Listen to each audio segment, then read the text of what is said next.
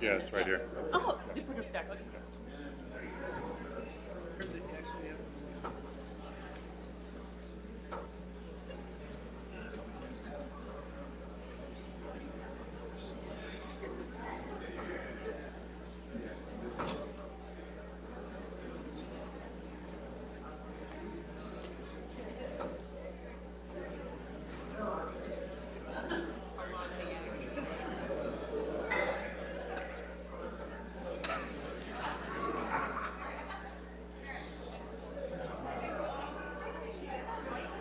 Can I stay with the cool kids?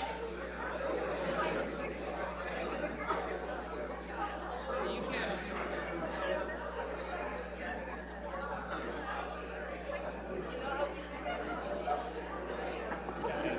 Okay, everyone.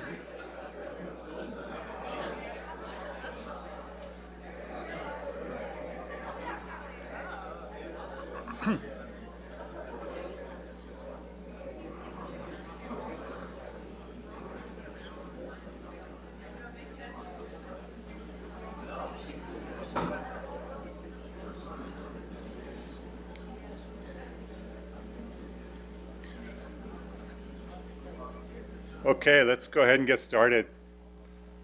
I'm super excited that we're actually here and celebrating, the 30th annual CSM workshop, and also getting the opportunity to recognize Warren Washington's amazing contributions to Earth system science. We've been thinking about this, Elizabeth and I and others, for at least the last year, so it's pretty fun that it's actually coming to fruition. I think we have a pretty fun afternoon and evening scheduled for everybody. 30 years, it's really remarkable, right?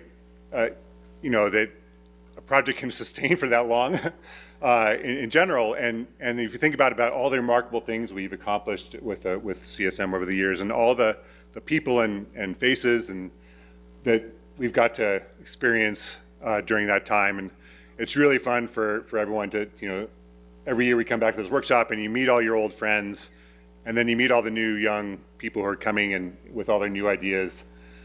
And so I feel really honored and really humbled actually to be up here and leading this event in honor of CSM. And so I'm going to do a fairly predictable thing, but I think it's still going to be fun, which is to try to see how many workshops people have been to over the years, because we do have some people who've been around for quite a few of these. We'll see. So I've been around. This is my 22nd workshop, so I'm no spring chicken myself, but I'm not the winner. That's obvious in terms of the longevity. But I'd also start off by, let's recognize, and if everybody's ready to do a quick stand up, I want to recognize all the people who this is their first CSM workshop, and it's really fun that you get to be here for this event. So everyone, please stand up who's your first workshop.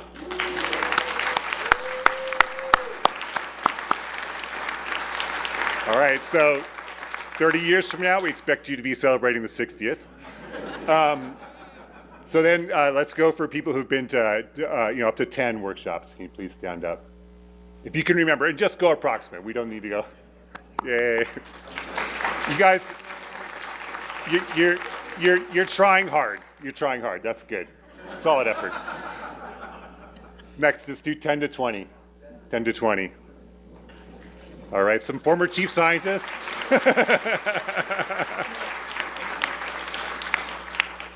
Okay, let's do the 20 to 25. We're going to get a little bit more fine-tuned here. All right, I do recognize all those faces. Okay, 25 to 29. All right. That's dedication.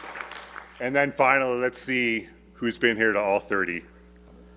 Please stand up. Yay! We got Esther in the back there. Steve, are you standing up? No, Steve is not standing up. Jerry, Peter, Gordon.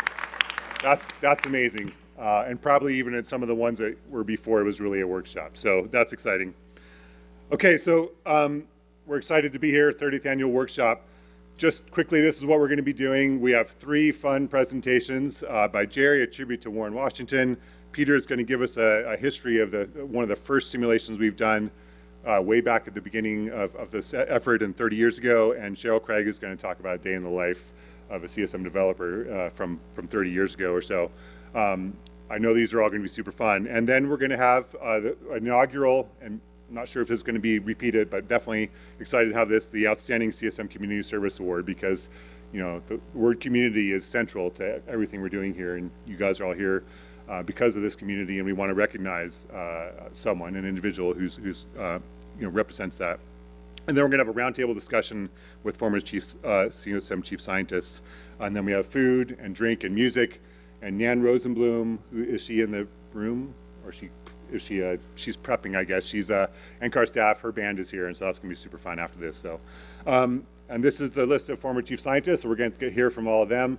That's going to be super fun. And again, I'm really humbled to be standing here in front of all of them at the beginning of this. So we're going to start off with Jerry. So Jerry, please come on up and give us your tribute to Warren.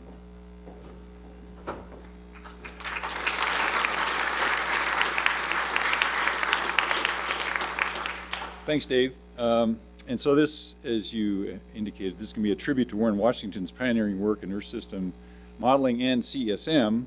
And as most of you know, Warren, NCAR climate modeling pioneer, passed away last fall.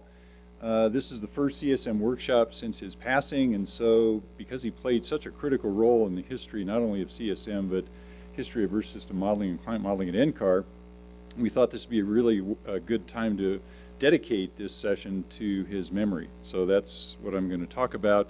And then, as Dave said, Peter's going to say a little bit about early CSM simulations.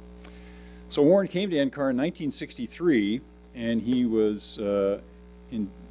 was on a mission to build an atmospheric general circulation model. And the idea was numerical weather prediction was a big thing in the 60s. And so when he got to NCAR, he met another scientist named Akira Kasahara, and there's a picture of them on the right there. And they said, okay, well, let's put together a general circulation model of the atmosphere. And they called it the NCAR General Circulation Model, not surprisingly, or the NCAR GCM. And so there's a few pictures, early pictures of Warren in action. The lower left is a picture that's shown a lot. Warren's actually holding up a strip of microfilm. And microfilm was the way you looked at your plots that came out of the model in the early days. It was a DD80 photographic printer. And you got these, and Cheryl's going to talk about this in her talk, you get these little boxes with microfilm reels, and you'd see NCAR scientists in this pose that Warren's in the center there, at the bottom, staring at the prints that are on the microfilm reel, frame by frame, that you run through the reader, and then you can make little prints of them, and you see a print of one of the frames coming out there at the top. And so that's how you looked at your output from the model. Things got a little better with workstations. There's Warren in the early 80s with John Humbrecht, who was a software engineer then, with one of the workstations. But Gary Strand has a great story of how they used to do animations, because you'd actually take a 16 millimeter camera, set it up in the Damon room, or maybe the director's conference room, and aim it at a workstation and bring up a frame of the model output from the workstation, click one frame of the 16 millimeter camera, advance the image on the workstation, click another frame on the 16 millimeter camera, and that's how you made animations of model output at that time. Things have gotten a little better since then, luckily. So this line this Do Something Different line came from Akira Kasahara's autobiography, and he said when they started thinking about this at NCAR, they wanted to do something different. And basically different to what was being done at GFDL, because GFDL was the big powerhouse in modeling at that time. And they wanted to do something that GFDL wasn't doing. And so they wrote this line. Warren actually wrote this line, the first line in the abstract of a tech note from 1975 when he was looking back on the start of their modeling effort together. Quote, they wanted to make the model available to the atmospheric science community as a facility for numerical experimentation, as well as to fulfill a need at NCAR for studying the large-scale dynamics of the atmosphere.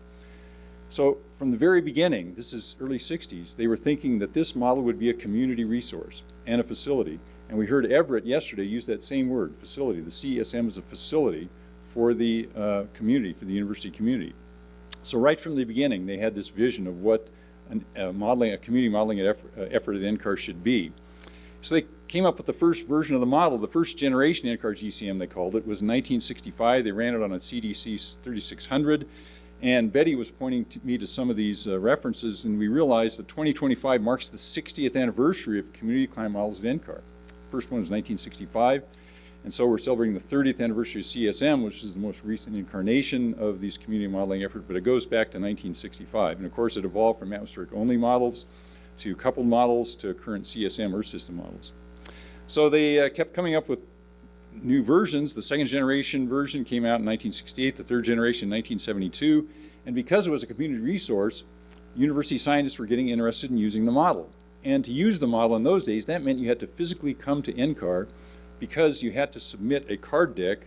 Each card was a line of code, and you'd submit the card deck, and that was the model, and they'd run it through the card reader, and it would run on the computer, and you get your output on microfilm. So scientists had to come to NCAR to run the model. So you had this community of scientists that would show up every summer, and they started having these informal meetings. And I got to talk to Dave Williamson about exactly how this evolved, but they would have these gatherings of GCM users that later evolved into a users group meeting. But by the mid-70s, this was getting to be a kind of a big thing, and they realized they needed to have more organization, so they formed something called the GCM Steering Committee. It was chaired by Francis Bretherton, and when you read the mission of that committee, it basically reads exactly like the mission of the current CSM Advisory Board. So already in the 70s, all the pieces were in place for what ended up becoming this effort, now the CESM. Then it was a significant development in the late 1970s. A group of Australian scientists had developed something called a spectral model, a spectral atmospheric model, and this meant that you were not computing the equations on grid points, but you're computing them in wave number space. And so they devised this atmospheric model, they brought it to NCAR, and it became the basis for a new NCAR atmospheric model called the Community Climate Model, or CCM. So 1979 was the CCM 0A, 1981 was the CCM 0B, and this is a great line from a paper Dave Williamson wrote reflecting on the start of CCM 0B. It was intended to be a combined forecast and climate simulation model. And this is a quote from Dave's paper. They wanted to utilize the same basic code for global forecast studies, both medium and long range, and for climate simulation. Economy and increased efficiency could then be achieved by documenting and maintaining only one set of codes. So this sounds a lot like seamless prediction, which is what we're still talking about. So even at that time, they were thinking in terms of using the same model for numerical weather prediction and climate. By the mid-80s, there was CCM 1, and they started holding these annual summer CCM workshops as the demand continued to increase. And so the number of participants continued to increase, and so increasing attendance became a concern because there was concern that they wouldn't be able to fit all the CCM users into the main seminar room or any meeting room at NCAR. And so they were talking about maybe they'd need a bigger venue. And of course, this foreshadowed the move to Breckenridge for exactly that reason 15 years later. But Warren was giving a talk about this in the early 80s, and he was, it may have been a Board of Trustees talk, but he was talking about the future of CCSM, and there's going to be ever-increasing numbers of users, and we're going to have to move to a bigger facility that's going to accommodate all these many users of the model. And so he used this graphic to illustrate what he thought would be a good venue. And this is typical Warren Washington humor, right? So let's put all the CCM users in Mile High Stadium, home of the Denver Broncos. But it wasn't far from, it was actually far from the truth in terms of numbers, but it was actually the concept of increasing numbers of users was definitely happening. And this is a shot from an early CCSM workshop in 1987. You see these kind of bizarre little workstations, and by then you got away from cards. You could actually submit your code electronically. You see Warren there in the back right, and some of the other early luminaries there of the atmospheric modeling effort. You see Randy Dole in the front left there, who became a prominent NOAA scientist. Dave Erickson's in the front center there, who became an NCAR scientist later. So all these people were filling up the Damon room, and this is kind of like what the tutorial kind of looks like in some form in the present day. But I'm kind of getting ahead of myself here because we're talking about Earth system modeling. So let's go back to Warren's interest in Earth system modeling. So in the late 70s, Warren got interested in this, partly because Suki Manabe, GFDL, was already doing it. And this was the usual NCAR GFDL competition. And Manabe had teamed up with Kirk Bryan, an ocean modeler who had a coarse grid ocean model. And they were running something called a sector coupled model. And they had 120 degrees of longitude as a sector. One strip was land, the other strip was ocean, and then the atmosphere kind of covered that whole sector. And they were able to run, coupled with that kind of idealized geometry just for the northern hemisphere, and they got it to run. But Warren wanted to do one better than that. He wanted to run with realistic geography, a global model with the interactive components of atmosphere, ocean, land, and sea ice, but he needed a more powerful supercomputer. So the first supercomputer, defined as using vector processing, was the Cray 1. It was invented by a guy named Seymour Cray in 1975. NCAR bought the third Cray 1 off the assembly line, serial number 3. The first 2 went to DOE labs to do classified bomb research, supposedly. It replaced the CDC 6600, which was also designed by Seymour Cray. And here's some pictures of the early kind of evolution of the Cray 1. That upper left picture, it's kind of like evokes the image of the Marines raising the flag on Iwo Jima, right? You got these engineers shoving the Cray 1, the supercomputer, the fastest computer on the planet, into the basement at NCAR to get it into the computer room. There's upper right is Warren posing there proudly next to the Cray 1, which is going to allow him to run an Earth system model. And this Cray 1 was a really weird looking thing. In the lower right there, you can see it was kind of this circular thing that all the circuit boards that had the chips on them were in those kind of vertical stacks. You could stand in the middle of the supercomputer if you wanted to, like this software engineer is doing. It had these kind of weird padded seats around the bottom that actually were covering big transformers that were handling all the electricity that was coming into it. It looked really like something out of a set for Star Trek. It kind of had this really otherworldly, weird, fake look to it. But it was the most powerful supercomputer on the planet. It was about 80 times faster than the 6600. And to give you an idea of how computing power is advanced, and there's various estimates on this, one estimate is the iPhone you're carrying around with you is about 7,000 times faster than the Cray 1. That's how far we've come with computing. But in 1977, this Cray 1 was a big deal. It cost $9 million, which is about $50 million today. And this would allow Warren to start running the first Earth system model at NCAR. Even with this fastest supercomputer on the planet, you still couldn't synchronously couple and have the ocean atmosphere communicating as the model ran. You had to divide it up in some way to allow it to be able to run at all. And so they came up with something called asynchronous coupling. And asynchronous coupling meant that you ran the atmosphere for 4 months, January, April, July, and October. Those are just 4 monthly simulations. Take the fluxes from those 4 months, fit a second harmonic to them so you get 12 monthly values, then give those 12 monthly values to the ocean, run the ocean model for 5 years. In the 5th year, you take the sea surface temperature and sea ice distributions from January, April, July, and October, give those back to the atmosphere. The atmosphere runs those 4 months, January, April, July, and October. Second harmonic runs through it, get 12 monthly values, give it back to the ocean, and it goes back and forth like that. And they were able to run 4 cycles with this kind of configuration. So Warren had expertise in atmospheric modeling. He connected with Bert Sempner, who was an ocean modeler at NCAR, and he had a coarse grid ocean model. And so they were able to put together the first, what was then called a coupled model, which we now call an Earth system model. Had realistic geography. It was a global model. It had components of atmosphere, ocean, land, and sea ice. It was run asynchronously without flux correction and produced a credible, at least for the time, simulation of the Earth's climate. And this paper was published in 1980. And I found this picture on the right there. Bert Sempner's on the left, Warren's in the middle, and I'm on the right. I was a very, very early career scientist. And I was basically amazed to be able to be working with these two really pioneering climate modelers as they put together something that had never been done before. And this was really exciting because this was something that I didn't think I would ever get involved with, but it was really exciting to work with Warren and Bert on this model. Well, this is what came out, and it looked like planet Earth, which was a good thing, right? So you look in the upper left, that's the mean temperatures from the atmosphere. The models, the 2 panels on the top, the observed are the 2 panels below. Looks roughly like the observations the model does. If you look at ocean heat transport from the ocean model in the lower left there, the ocean was transporting heat northward, north of the equator, southward, south of the equator. That's a good thing. Look at the sea surface temperatures there, kind of in the middle panels. The computed sea surface temperatures on the top, observed at the bottom. Tropics were too cold, high latitudes were too warm. It was a very diffusive model, but there's some sea ice was able to stick around there in the Arctic, so that was a good thing. We're looking at ocean currents, and you see the gyre circulations from the computed currents on the top there compared to the observed at the bottom. So this was considered to be a success because the model didn't blow up. We got something that looked like Earth, and so this was a good step forward to benchmark subsequent efforts.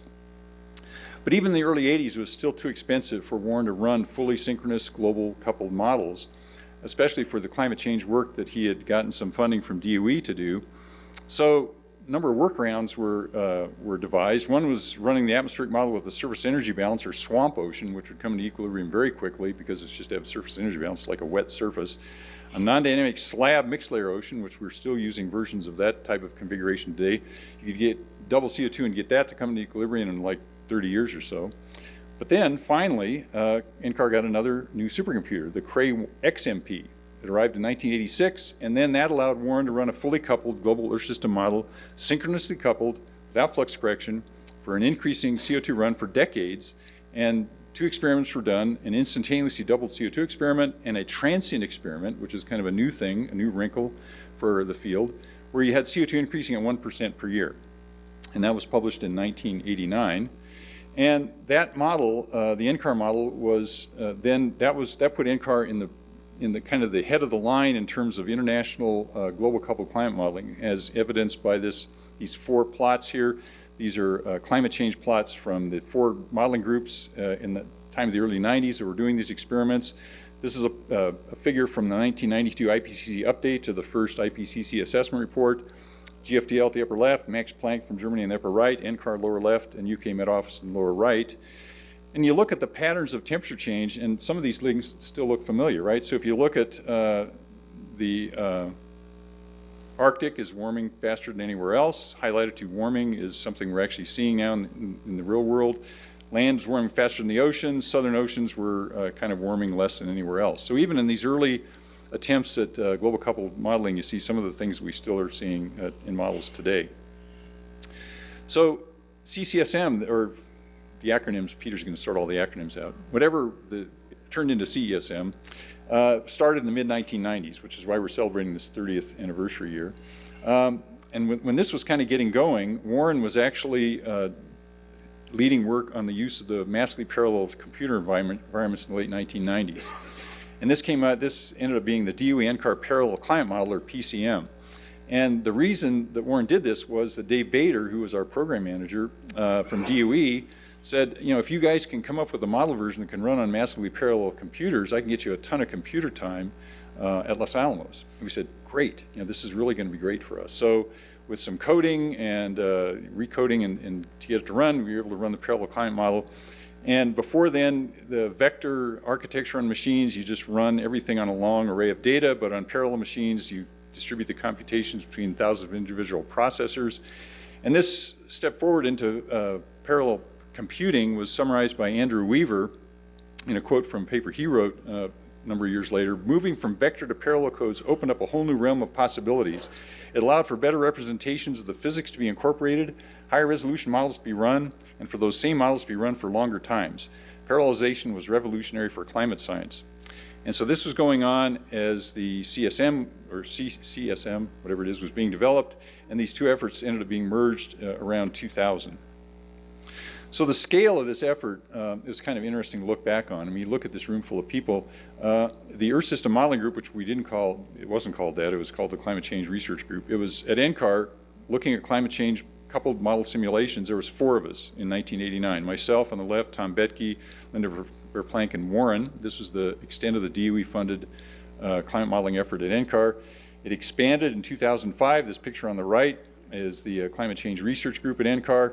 And you can see some familiar faces in there. Of course, Warren's on the left. I'm there. Haiyan Tang is third from the left. Gary Strand is in the back row there. Stephanie Shearer in the front. You see Dave Lawrence in the center back there. He was part of the DOE-funded effort doing climate change research. Vince Whalen, Julie Arblaster in the front. Reto Canuti in the back row there, getting toward the right. Aishu Hu and Lawrence Buja. So that's how this has been growing ever since, and it's gotten to be a bigger and bigger thing. And then, of course, CSM, or CSM, or whatever you want to call it, came along in the mid-90s. And Warren ended up being a co-chair of the CSM Climate Variability and Change Working Group. Actually, it started out being Climate Change Working Group, and then it was merged to become the Climate Variability and Change Working Group. And he was a co-chair of that group from 1999 to 2015. And before that, he was CGD director from 1987 to 1995 during the formative stages of the CESM.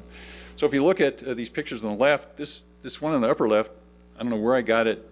It's a poor quality photo, but it was from the second Breckenridge workshop in 1997, out on the patio there of the village condos. The reception is myself, Bert Sempner, John Weatherly, and Warren. The lower left was from the 2007 CCSM workshop at Breckenridge. There's Warren with Jay Fine from NSF. He's a program manager from NSF, and he played a critical role in his support for this whole CCSM effort. And it was really his support that made a lot of this possible.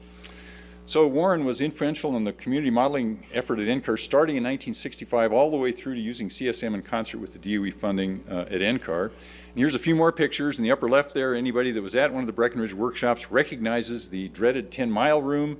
This is this massive room where we had all the plenary sessions. It was also the room where the roof collapsed due to excessive snow cover, which then shut down our visits to Breckenridge for the CSM workshop.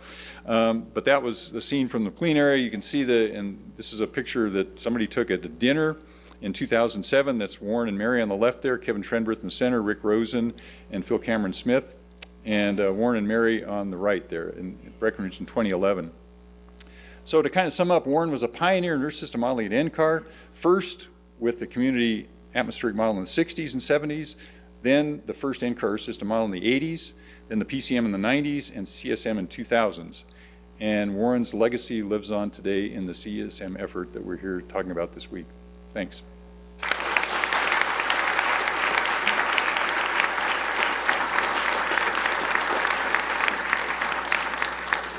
Thank you, Jerry, for that excellent tribute. And obviously, you showed us how much we owe to Warren and what we're all able to do here. Without him, who knows where we'd be. So next up, Peter's going to sort of talk about, I think, the birth of CCSM and CSM.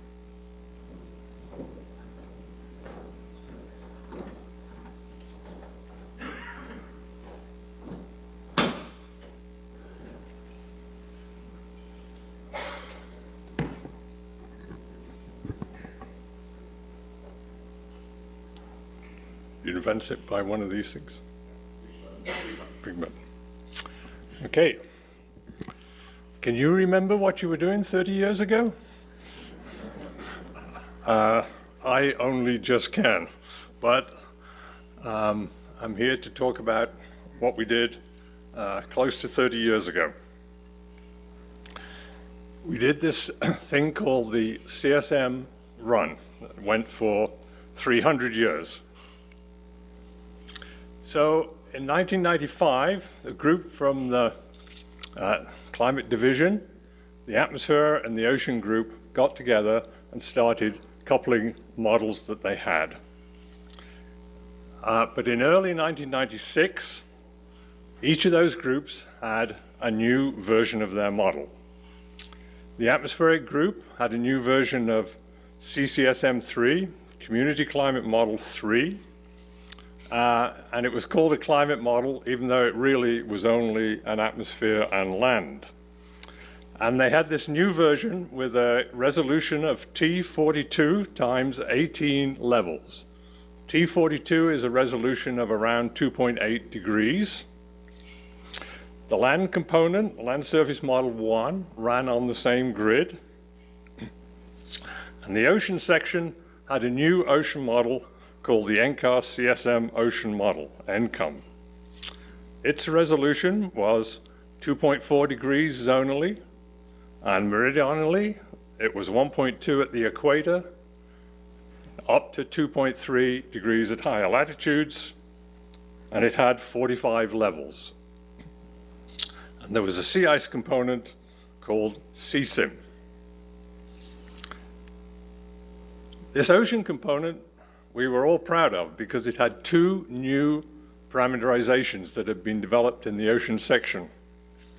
One was a new vertical mixing scheme called the K-profile parameterization, KPP, pioneered by Bill Large, and a new parameterization of the effects of mesoscale eddies that weren't resolved in these models at about 1 degree. So the mesoscale eddies were determined not only to diffuse along surfaces of constant density, but the new feature was that they had an effect that was also due to advection.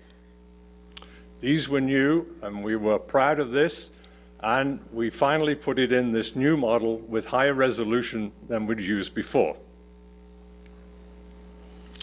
So we put these together. No changes of any parameters from what the atmosphere and the ocean model had set up as their best versions of the model. We ran for 10 years, but unfortunately, the land component didn't have a river runoff scheme. So all the net precipitation minus evaporation that was occurring over land was lost to the system, wasn't going back into the ocean.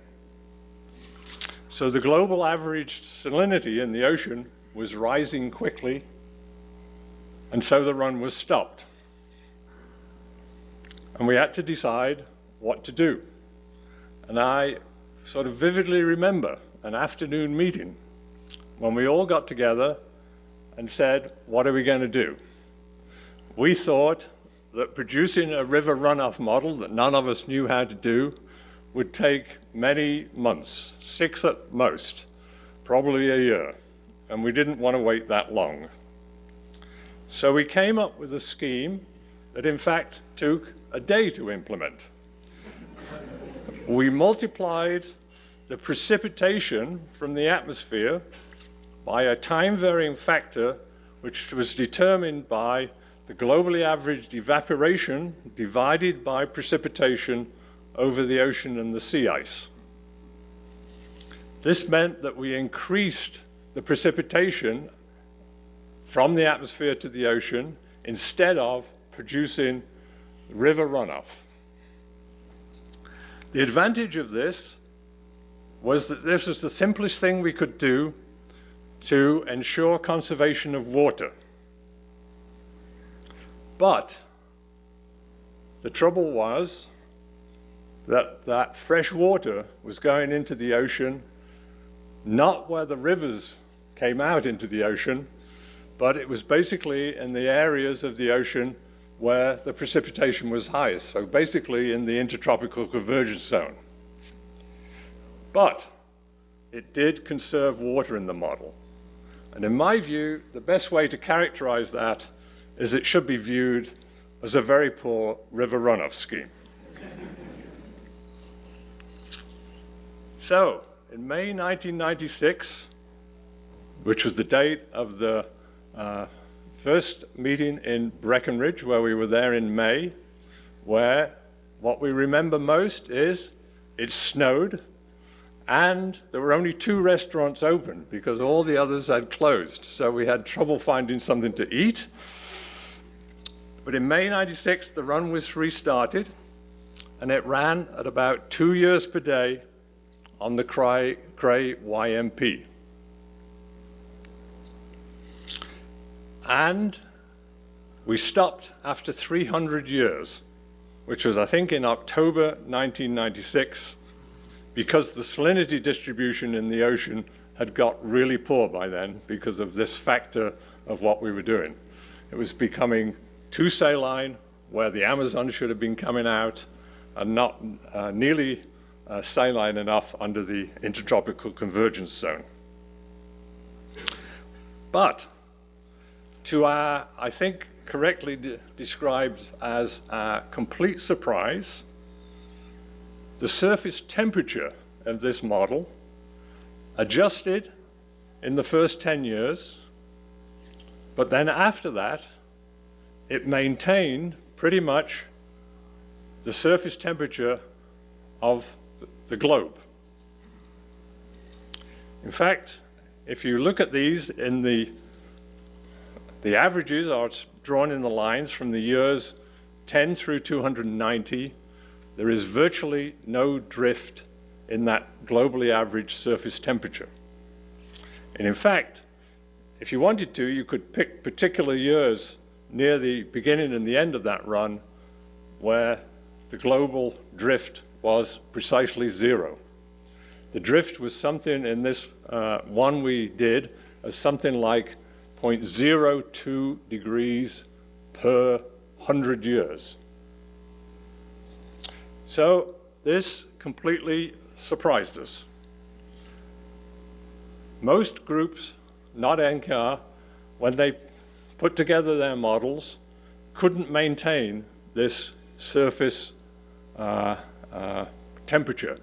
And they had to use these flux adjustments, which were arbitrary fluxes of heat and fresh water between the atmosphere and the ocean in order to maintain a current day surface temperature.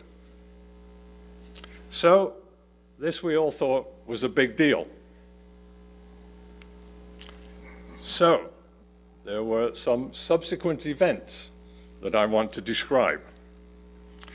Byron and I were the nominal heads of this, one from the atmosphere, one from the ocean group, but really we were all in this sort of together. But Byron, Beauville, and I wrote up a short paper on this CSM1 run, and when you got a big deal, you submit it to Science. It was rejected because one reviewer said we'd use salinity restoring in the run. Sea surface salinity restoring had been used in the ocean spin-up run, but not in the coupled run. In fact, when I think about it, if we'd used salinity restoring, the salinity field would have looked a lot better than it was.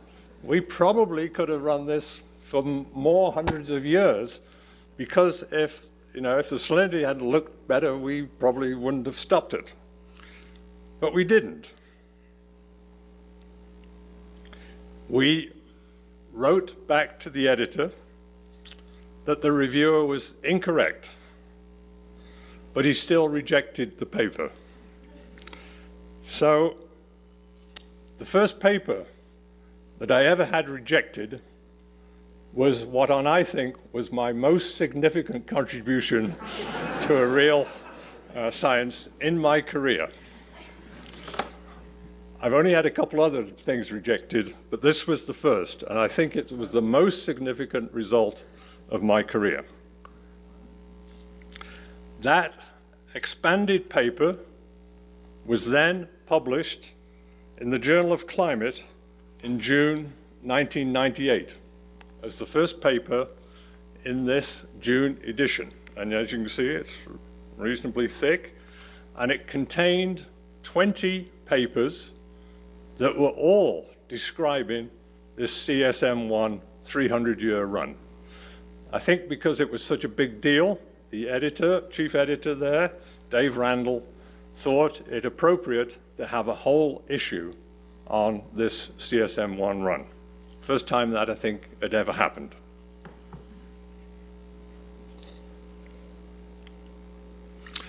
There were more subsequent events. Some were subsequent after others. So.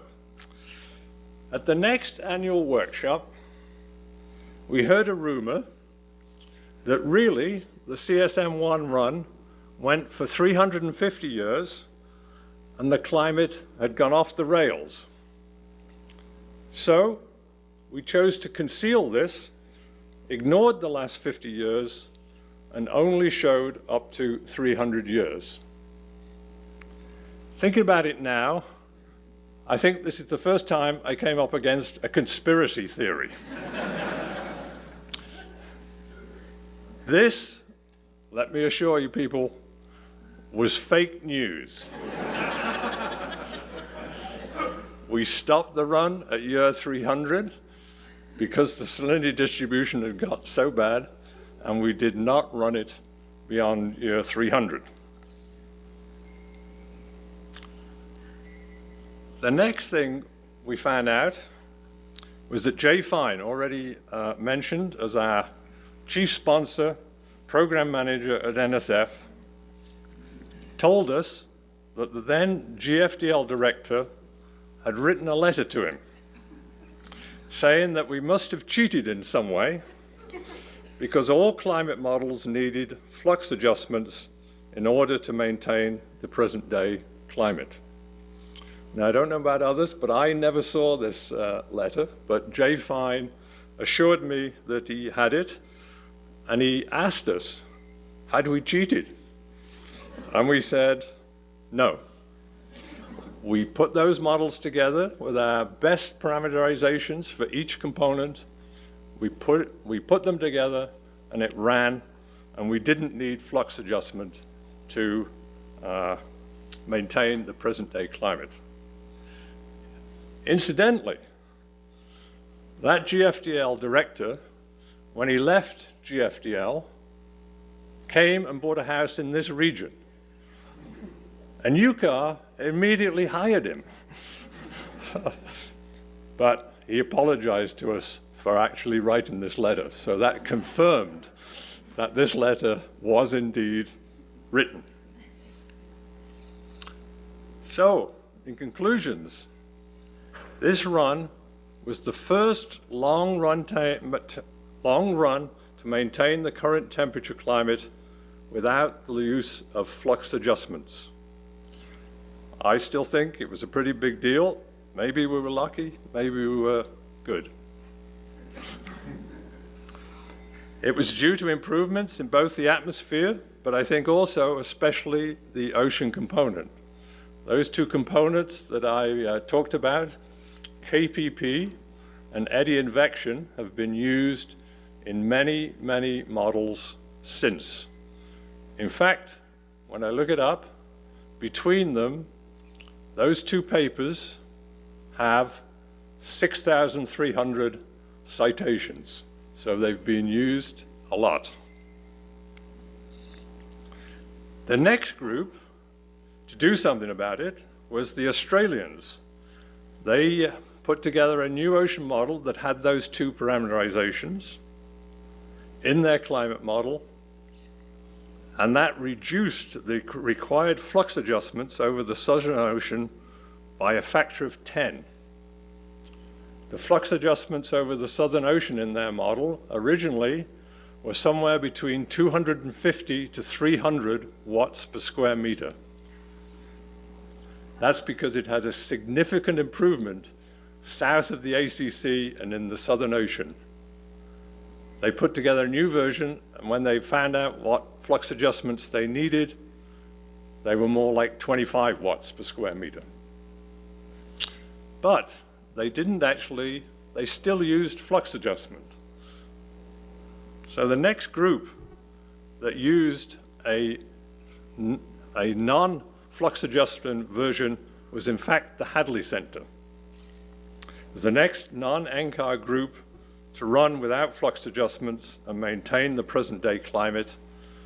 And they did that in the very late 1990s, around 1998, 1999. And then in the 2000s, most other climate modeling groups started to run models without flux adjustments and maintain the present day climate. This, I still think, was quite a big deal. So thank you for your time.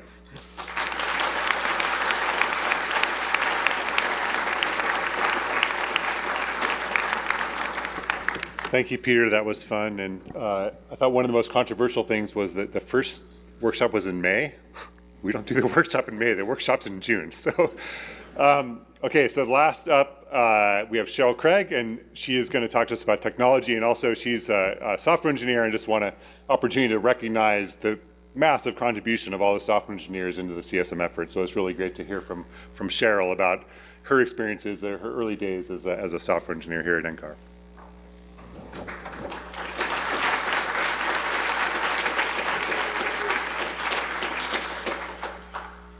Well, thank you all. I have been in NCAR since since 1980.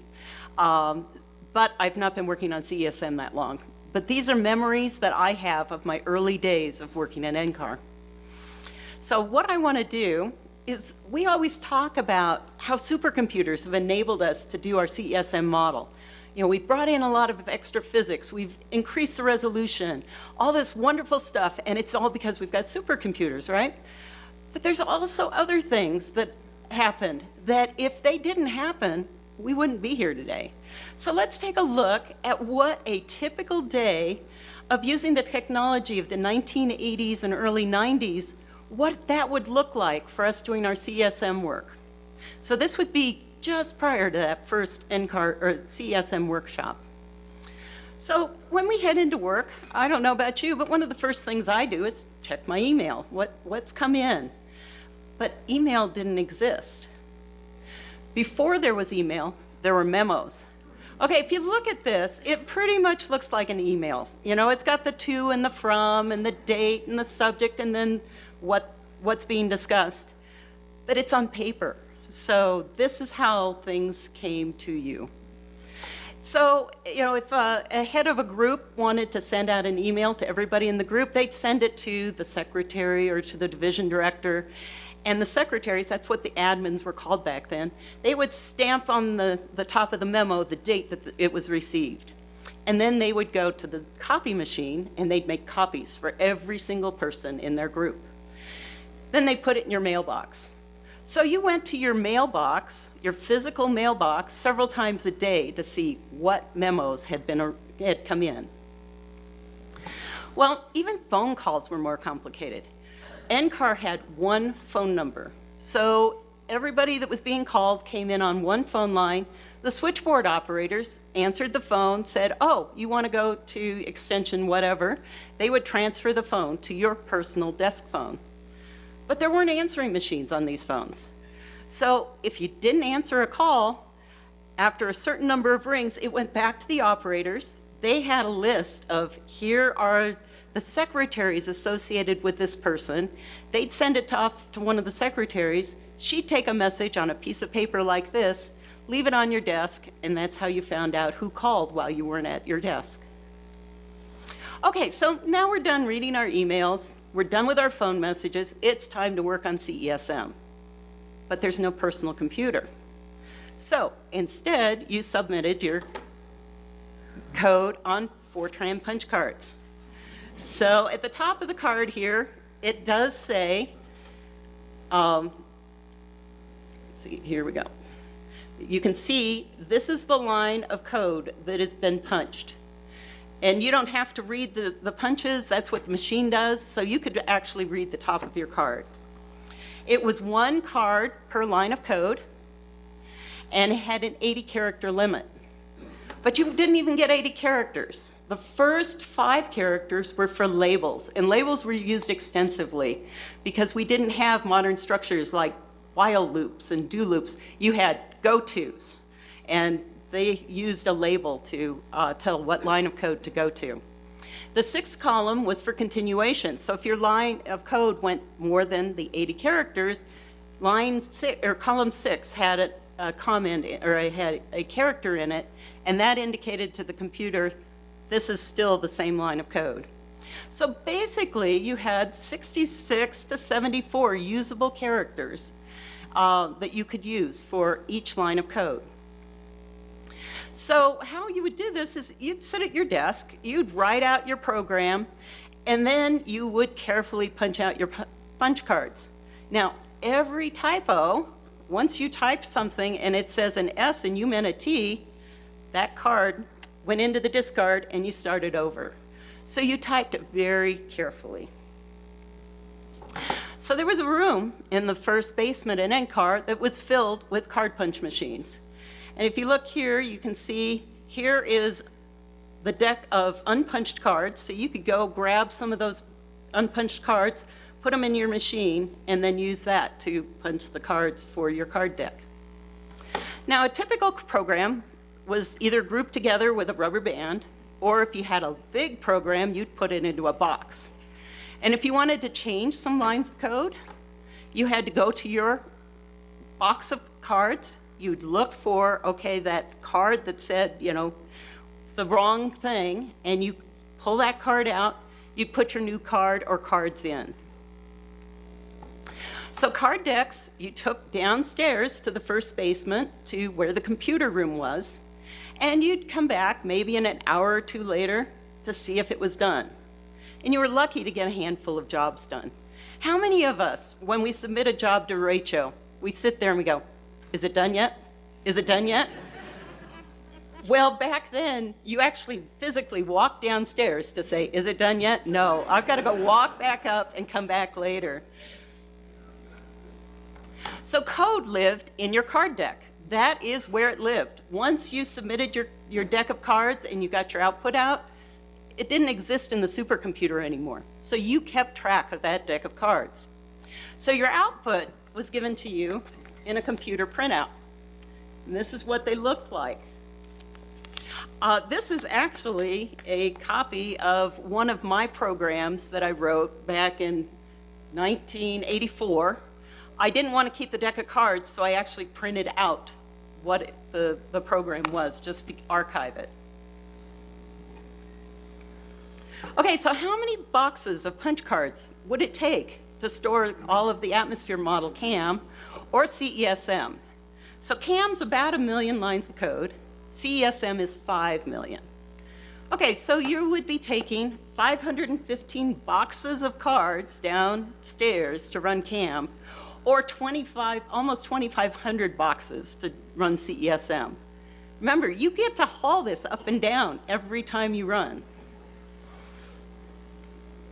Okay, as NCAR got wired for networking, cards were replaced with VT100 terminals.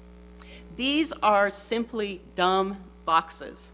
They had absolutely no processing power, and they were a shared resource. So if you wanted to do some editing and you couldn't find a VT100, you went and did something else.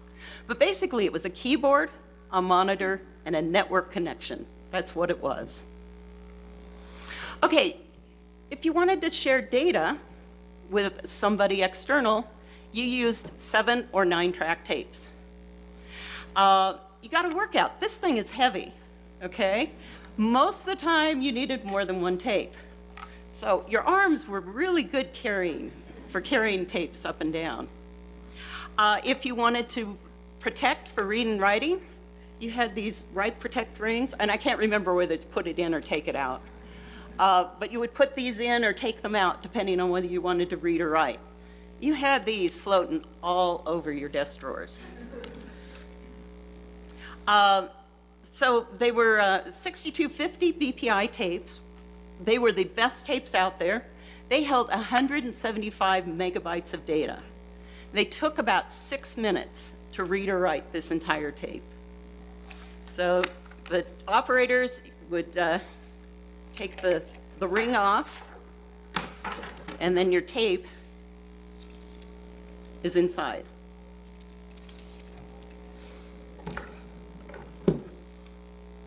Now, tapes were stored down in the racks in the computer room. So if you remember that picture that Jerry had with the Cray 1 at the front with the guy standing in the middle, if you looked at the back, that whole back was this tape storage area.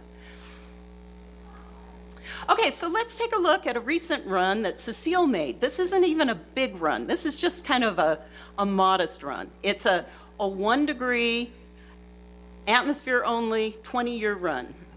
It's not even fully coupled. She used almost 125 gigabytes of data and produced 428 gigabytes of output.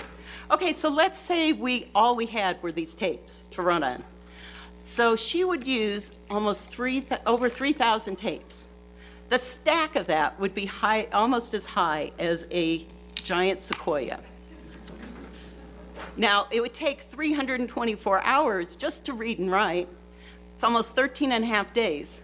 That is not counting that the operator has to come, find that tape, put it on the rack, and then you could read it. So it would have probably doubled or tripled that estimate. Okay, so your run is finally done. Now it's time to visualize your data. But of course, personal computers didn't exist and graphic packages were in their infancy. So you used a tool like NCAR Graphics. It was known as Autograph in the early days. It was black and white, as we've seen from the plots that were shown, and it evolved to color over time. And as was already mentioned, output came onto our microfilm. So it was a string of plots.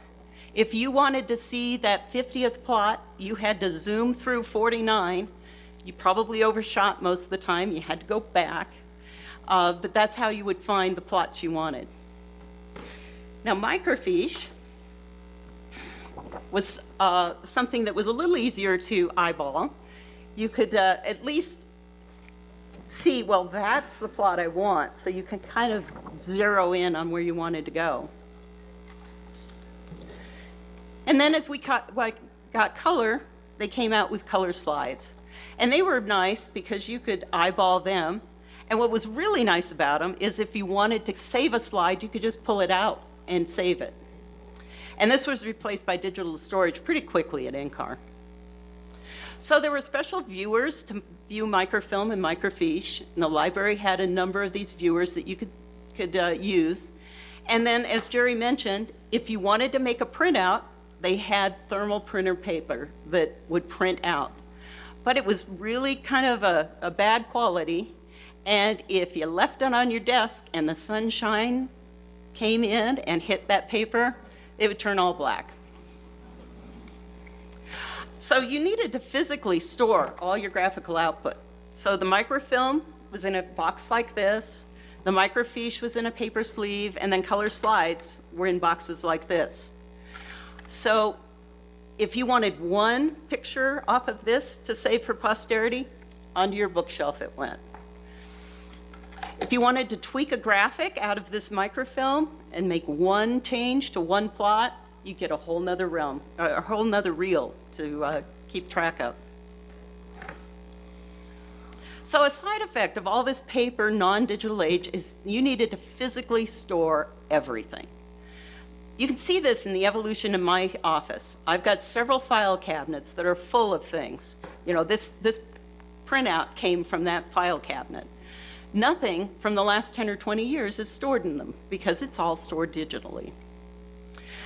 Okay, we're at the end of the day. We've gone home. We want to check on something on the computer, but there's no internet. So you needed to use a modem. Now, a modem would tie up.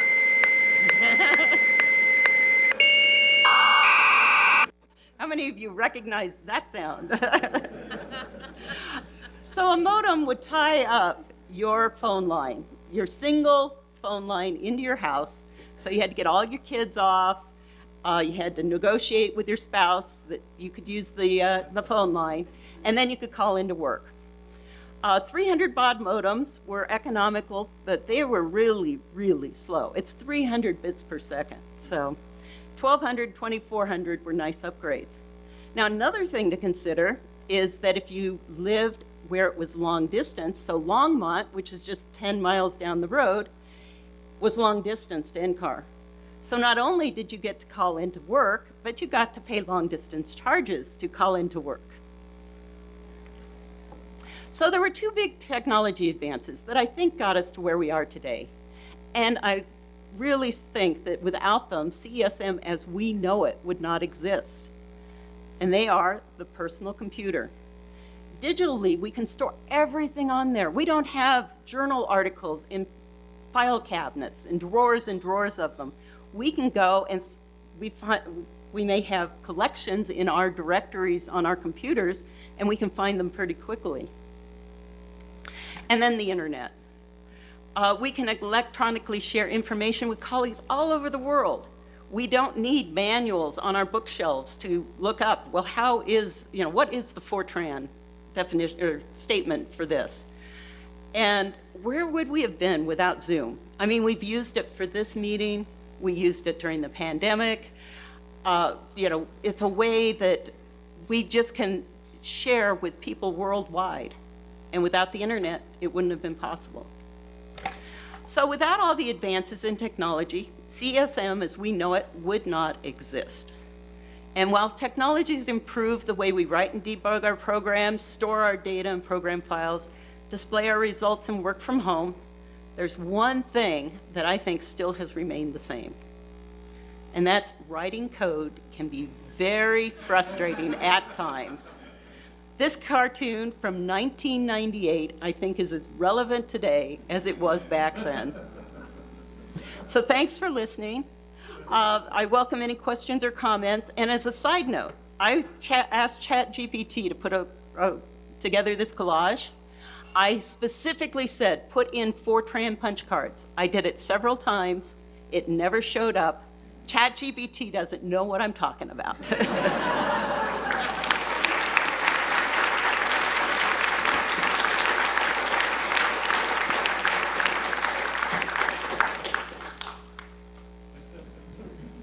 Thank you, Cheryl. That was Sure. excellent. Really fun. Can you go back, Kelvin, to our presentation? Okay, great. Thanks, everyone. That was a lot of fun. A lot of walk down memory lane for some of us. Right. So now we're going to go on to the new outstanding award for community service. But I just wanted to put up this as another way of sort of visualizing the time history of CSM. These are the award winners for the CSM Distinguished Achievement Award. 25 years of that, so we started doing this award in 2001, and I'm not going to read through all the names here, but it's fun to just see, who is involved in the CSM activity over the years. And all these, not all these, but most of these are reflecting contributions, scientific contributions, model development contributions, or software engineering contributions. But there's nothing on here that really captures, the community aspect of what we do. And so that's why we introduced this new award this year for the Outstanding Community Service Award, and it will recognize one or more people for the dedicated service or support to the CSM research community. And I'm going to try to build tension here by not announcing it, but just describing this person. You guys will get it very quickly, but this person embodies everything that the word community in CSM stands for. She works tirelessly to support the development of the coupled model, helping and shepherding the development team by managing and tracking the always growing set of simulations and analysis as required. She is passionate about enabling users of CSM and is one of the driving forces behind our CSM tutorial activities. In particular, she is one of the leads of the CSM Tutorials on the Road activity at AGU, AMS, and other venues like the WC conference in Kigali in Rwanda. She is always ready and eager to help anyone who needs help, and now she is leading our efforts to develop robust end-to-end workflows for CSM to make the lives of all CSM users easier going forward. So you guys have all figured this out. The award winner is Cecile Hane.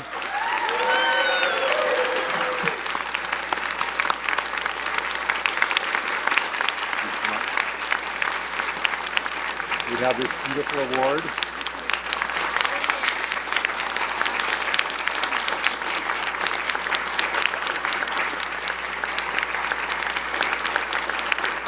So I'll just say I'm proud to have Cecile as a colleague, and I cannot think of anyone more deserving of this award. So congratulations, Cecile. Okay, thank you. So now we're going to move on to the former chief scientist. So all the chief scientists, please come up and here and sit at the table, and John is going to then take over this sort of roundtable discussion.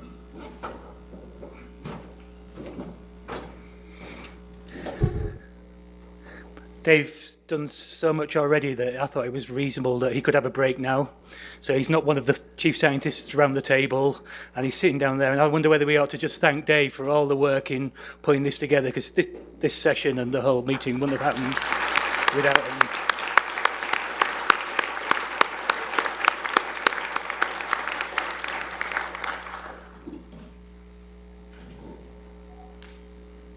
I think we have some slides.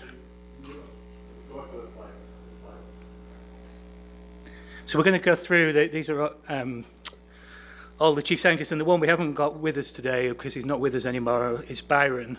We heard a little bit about Byron in the talks, and I have one story about Byron, because I knew him when I was here the first time around, and he basically said, I work miles more, he was talking about the time cards that we had to fill out. And he said, I work more hours than this. You have to put in 80 hours for the 2 weeks that were done. And so he entered one with 160 hours and then got paid for 160 hours. And then spent a long time trying to correct that process afterwards, basically. But I also wanted to just see if Jeff had got any recollections he'd like to make of Byron as well, because you were around.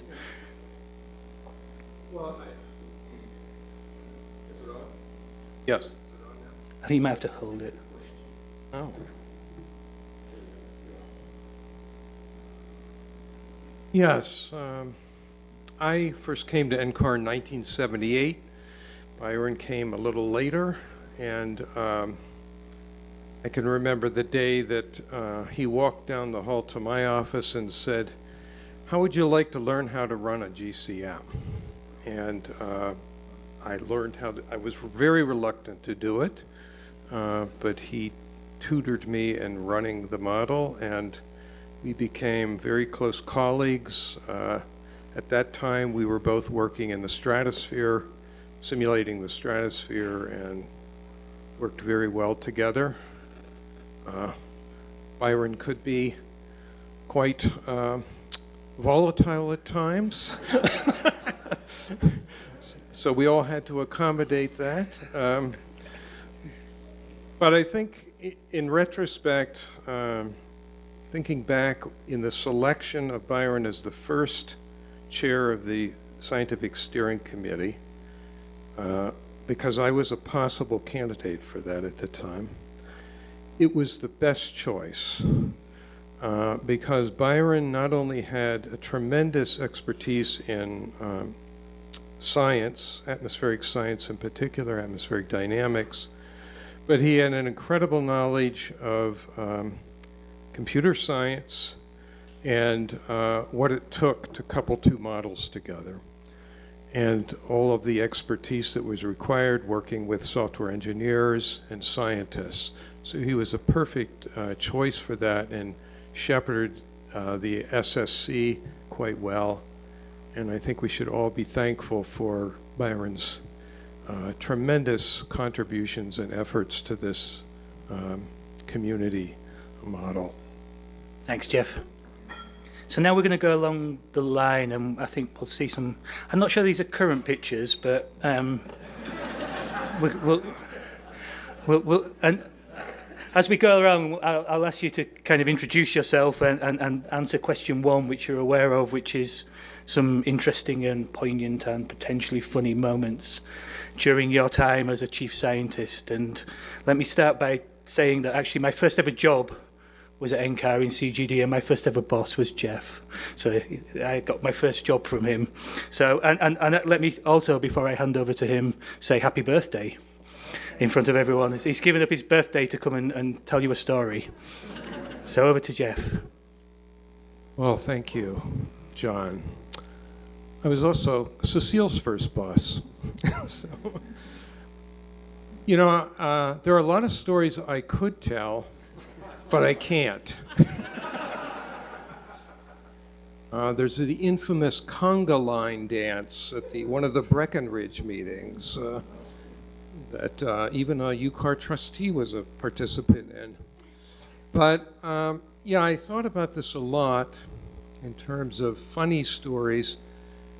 What I would like to take the time to talk about is, and Dave mentioned this, you know, we're all sitting up here as chairs of the SSC, but I think many of you know, and many of you have been part of this, tremendous amount of work, tireless work by so many people over so many years to make this modeling effort a success. And it wasn't clear it was going to be a success. And here's a little story that I can tell. There was a handful of us went up to the director of NCAR at the time to propose that we do this. We take this on. We couple atmosphere, ocean, ice, land, and get a coupled model running. It would be a community effort, be open to the community. And it was Bob Serafin at the time, and Bob said, okay, write something up. And so we wrote a proposal up, a group of us, and we took it up to him and gave it to him.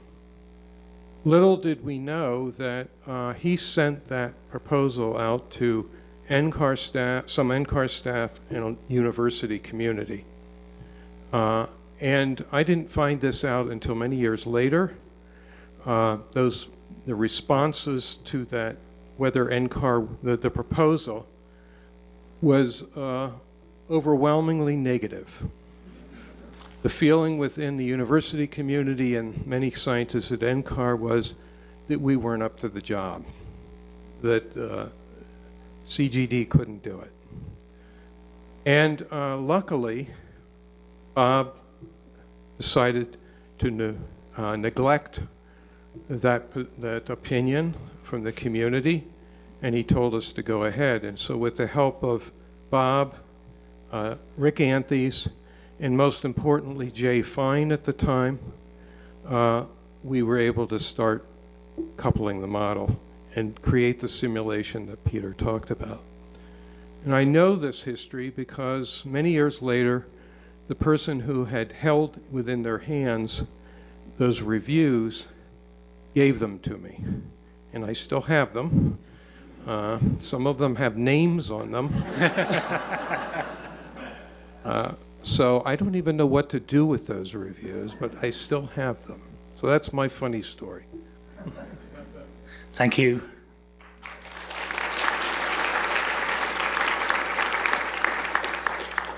Next, I'm going to go over to Bill, who, again, I have to appreciate because he's our current CGD advisory panel chair, but also the only person that isn't actually local, that's had to come and fly in for this session. So thank you for doing that as well.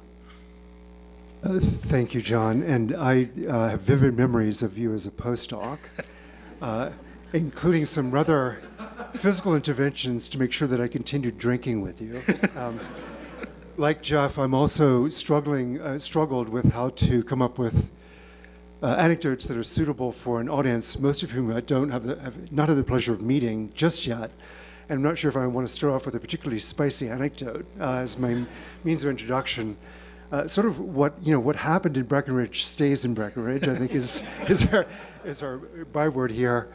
My memories of working here were that we had a lot of very strong personalities, and that the strength of those personalities was really made the job incredibly fun. I joined in 1996. I'm pretty sure I did not have a Southern accent, but I was immediately picked on as someone who came from Tennessee. Jim Hack, whom I hope is listening, and who's now resident in Tennessee, was one of the lead teasers, and one of the great pleasures in my toward the end of my stay here was when he announced he was going to Oak Ridge. I gave him a very politically incorrect cookbook called Roadkill, for supper, and I think I doubt he still has that cookbook. Likewise, we were also, some of you may have run into Paula Fisher. She's now the head of the ASP program. Paula was, at that time, our administrator and very much responsible for keeping us in line. She was the person who, I'm very sorry to say, insisted that I take down the life-size cardboard cutout of Austin Powers from the early movies involving him as a secret agent. This was an animatronic figure, so it would talk when you walked by. And I think she got rather tired of hearing Austin Powers talk in the office.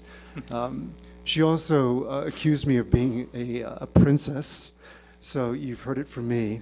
And I wear the tiara proudly, but yeah, she figured me out fairly early as someone who liked to travel a lot and had a particular lust for accumulating frequent flyer miles.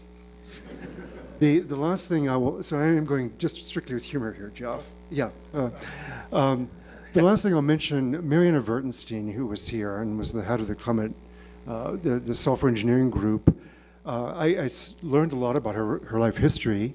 She's Romanian. Her mother is Romanian, actually survived the Holocaust, fled Romania in the early 1960s with Mariana as a very young child, and worked in Boulder for many years as a piano teacher. Actually got written up in the New York Times. And during COVID, actually, at the tender age of 93, Mariana's mother switched to entirely online instruction using Zoom, which you just heard about, which is quite amazing for someone at that life stage. Mariana and I loved movies together, and many of you may remember there was a video store on 28th called the Video Station, closed 8 years ago. And Mariana, in one particular moment, decided to tell me that there was a movie she really wanted me to watch. And it was a Romanian black comedy called The Death of Mr. Lazarescu. And I remember renting that from the video station on physical media. And my wife and I made it about 15 minutes into the movie and then subsequently turned it off. I looked up the plot this morning on Wikipedia, of course, using the internet as one now does. And just the plot came back to me. It's an evening involving an elderly gentleman who it turns out has intestinal cancer and is refused service by multiple hospitals. And the movie ends, and this apparently is a moment of particularly high humor, with emergency surgery involving a brain clot. And this was Mariana's attempt to draw me into Romanian humor. And I think that did not particularly succeed. For any of you who've been tracking her career, I think she's now in Norway, right, at Cicero. I look forward to meeting her again at some point soon so we can trade new movie suggestions. So with that, let me turn the floor over to Peter Gent. Peter, you're on. Thank you, Bill.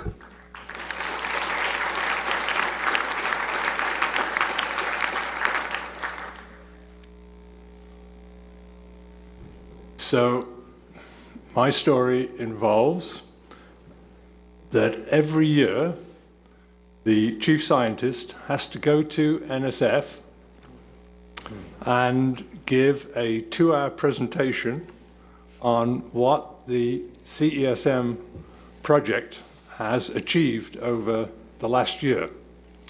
And this is in front of the CSM advisory board and several program managers from NSF. We don't get reviewed before we do something, but NSF reviews everything that they give money to. So we got reviewed retrospectively from every year. And as you can imagine, this is fairly high stress for the CCSM chief scientist. One of the reasons why we've all gone this color up here.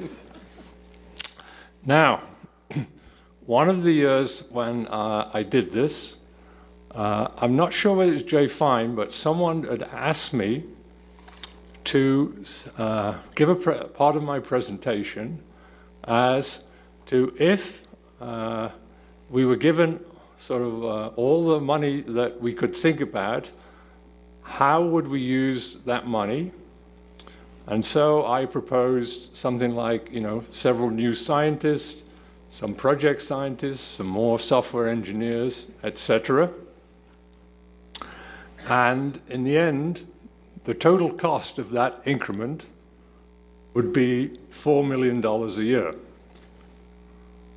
So this was in the morning of the first day, and we all went to lunch.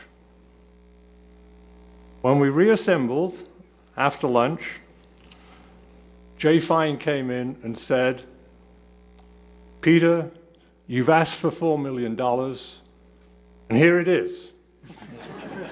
He gave me these 4 fake things that look like dollars that say on them, $1 million.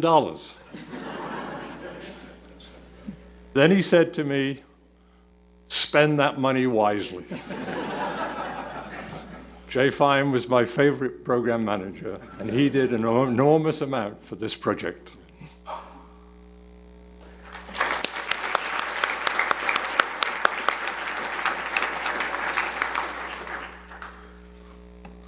Over to you, Jim. I wish some of those old records would be destroyed somehow. So Peter, I just have to say, I'm actually jealous of your gray hair. I'm not so gray, but you've retained your hair. So that's one thing. So just stepping back very briefly, I'd just like to really thank Dave and John and Elizabeth and all the people currently involved in putting this workshop together. This is a great week, as always, and this is a really fun event and a special event, and thank you. And just Jerry, for your remembrance and of Warren. People who know me know this, but maybe some of the people that I haven't had a chance to talk to very I'm only here, and I was only at NCAR because of Warren. Warren hired me as a postdoc in 1990, and so I had the pleasure of learning a tremendous amount of Warren's deep knowledge of the climate system for, 34, 35 years that I knew Warren. But even more than that, just the incredible mentor that Warren was to so many people. I learned a lot from Warren, and it's just so nice to be able to honor his memory. In terms of my time as a CSM chief scientist, I think I struggle with funny stories, sort of like has already been said. I can think of some funny stories, not funny stories that I really want to tell today necessarily, but one of the things that came to my mind, I think I'm probably unique among all the people up here in that I am willing to bet $4 million that I am the only chief scientist who has never written a single line of code for CESM. I think that's true, yeah. For the record, for my PhD, when I was a grad student at Purdue, I worked with an atmospheric general circulation model, and I wrote some code and did some stuff for my thesis, but not with CSM.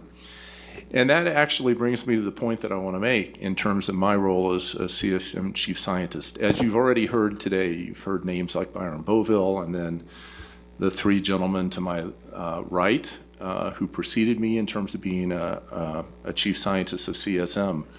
Here I come in to this tremendously important and successful project engaging such a wide swath of the broader community, and I'm not a modeler. Okay? I'm a climate scientist. I understand atmospheric and climate dynamics and coupled variability, but I'd never actually done that, and I was fairly nervous taking on this role. It's just a matter that all of you, the entire community, everyone is so deeply dedicated to the mission of CSM. It was actually one of the best and most memorable jobs that I've ever had, having the honor of serving as chief scientist, because it's just a great community to work with, and everyone's pulling in the same direction. Everyone has the same, commitment to the mission of CSM. And so it was just a wonderful couple of years. I will say, one story that I can share that has always stuck in my mind is that while I was chief scientist, a lot of work obviously happened in developing from CCSM, the coupled community climate system model, into an Earth system model, CSM. A lot of that work had begun before I was actually chief scientist, but while I was chief scientist, we actually formally released version 1 of CSM. And that was a lot of fun. It was also a lot of hard work. There were some decisions to make, and et cetera, et cetera. But I remember one meeting in particular of the CSM or leadership team that I was leading that discussion that day. And at that time, Bill Large was director of CGD, and Bill came walking into the room with Francis Brotherton. And Francis has already been introduced, but if you don't know Francis, he was also a pretty strong personality. He was director of NCAR, I think, from 1973 to 1979 or 80 or so. In those days, he also served as president of UCAR at the same time. Pardon me? I think it was the director of computing. Director of computing as well, okay. But he's really, a legendary field. One of the things he's very well known for is really promoting the concept of Earth system science, the interconnected components of the Earth system, and the importance of trying to represent all of those. So here is this legendary person that comes into the room that's played all these roles at the organization, and little old me is leading this meeting about how we're going to finalize and release CSM1. And I'll just always remember that as one memory. So I think I'll just stop with that. I don't have really funny stories, but it's just a great honor to have served in this role.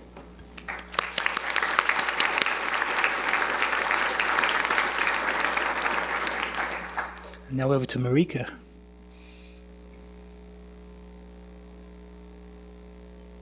PeterCon. Hi, everyone. So it's such an honor to be up here with this group of people and to be at this meeting. And Dave gave us this prompt. And so I've been trying to think of something funny. And for those of you who know me well, maybe I just don't do funny. Because instead I get really emotional and I think of heartwarming things. And I don't know, that's just who I am. And it has been an incredibly important part of my career, and I am going to get choked up because this is what I do, to be a part of this project. This project has touched so many people and so much science, and being a part of it and getting to be the chief scientist of it for several years was just an incredible honor.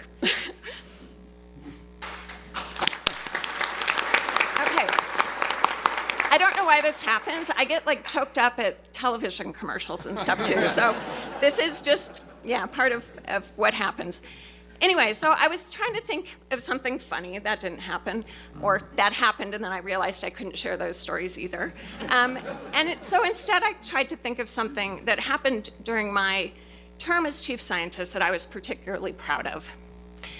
And so what came to mind is the CESM 1 large ensemble, and I see Jen over there. And this effort involved a huge number of people, and the CESM project really enabled this to happen. We provided resources, computing resources, human resources, but it only happened because we're a community model. And it required the leadership of Jen Kay and Clara Desser and Paul Kushner, who was serving on the SSC at that time. And without that group of community leaders, it wouldn't have happened.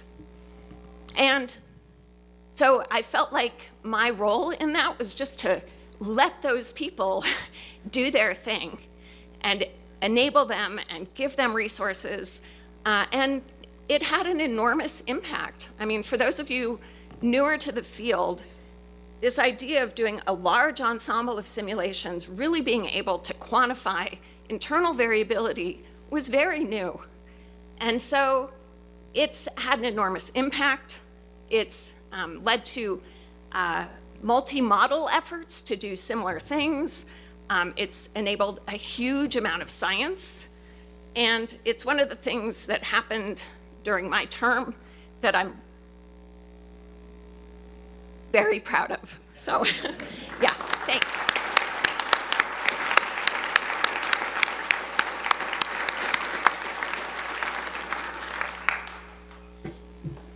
Hi, everyone. Wait. No, you can. You're welcome to go in. I've got you. Well, that's good. You guys didn't find the 1990 picture. Deer in the headlight kind of picture. I still have it if you need it. A few things. I mean, this is an amazing group of people. Actually, Jeff is the reason why I started getting involved in CESM. I was doing atmospheric chemistry. So I'm actually probably the only chief scientist who was not a CGD member. When I was selected. So I was doing atmospheric chemistry, but he decided that chemistry was actually super important, so we should have a chemistry climate working group. So that's how I got into this. But Jeff also told me that the way to have an interesting career is to switch topic every 10 years. And so I didn't quite do that, but since I left NCAR, I've been picking up the pace of switching jobs. So it's about the same. On average, I've got every 10 years now.